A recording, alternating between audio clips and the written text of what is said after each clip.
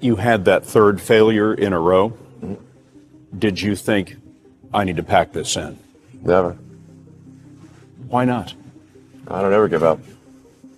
There are people who've been in the rocketry business for decades who say about you that you don't know what you don't know. Well, I suppose that's true of anyone. How can anyone know what they don't know?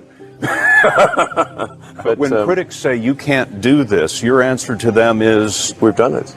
But there are a lot of negative things in the world. There's a lot of terrible things that are happening all over the world, all the time. There are lots of problems that need to get solved. There's lots of things that are miserable and kind of get you down. But life cannot just be about solving one miserable problem after another. That can't be the only thing. There need to be things that inspire you, that make you glad to wake up in the morning and be part of humanity. That's why we did this. This guy called Tsiolkovsky, one of the early Russian rocket scientists, the great saying, "Earth is the cradle of humanity, but you cannot stay in the cradle forever." It is time to go forth, become a star-faring civilization, be out there among the stars, expand the scope and scale of human consciousness. I find that incredibly exciting. That makes me glad to be alive. I hope you feel the same way. Depending on how well you want to do, particularly if you're starting a company, you need to work super hard. So what does super hard mean? Well, when my brother and I were starting our first company, instead of getting an apartment, we just rented a small office and we slept on the couch. And we showered at the YMCA, and we're so hot up we had just one computer. So the website was up during the day, and I was coding at night. 7 days a week, all the time. And I sort of briefly had a girlfriend in that period, and in order to be with me, she had to sleep in the office. Work hard, like, every waking hour. That's the thing I would say, particularly if you're starting a company. And if you do simple math, you say, like, okay, if somebody else is working 50 hours and you're working 100, you'll get twice as much done in the course of a year as the other company. The other thing I'd say is that if you're creating a company or if you're joining a company, the most important thing is to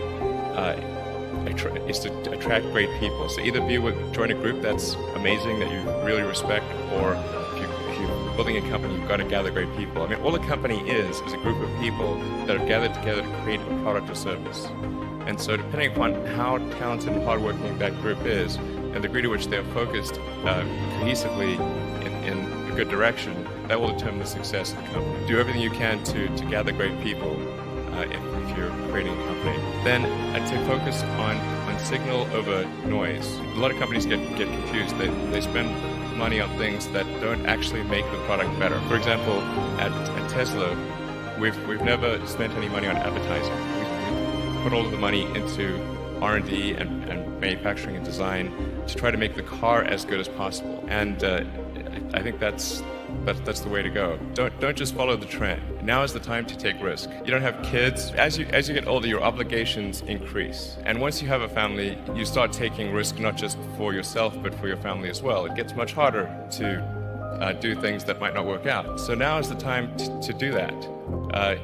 Before you have those obligations. So I would encourage you to take risks now. Do something bold. You won't regret it. Well, first of all, I'd say I actually feel fear quite strongly. So it's not as though I just have the absence of fear. I feel it quite strongly. But there are just times when something is important enough, you believe in it enough, that you do it in spite of the fear. If you just accept the probabilities, then that diminishes fear. When starting SpaceX, I thought the odds of success were less than 10%, and I just accepted that actually probably I would just lose everything, but that maybe would make some progress. If we could just move the ball forward, even if we died, maybe some other company could pick up the baton and keep moving it forward, so that would still do some good. Same with Tesla. I thought the odds of a car company succeeding were extremely low.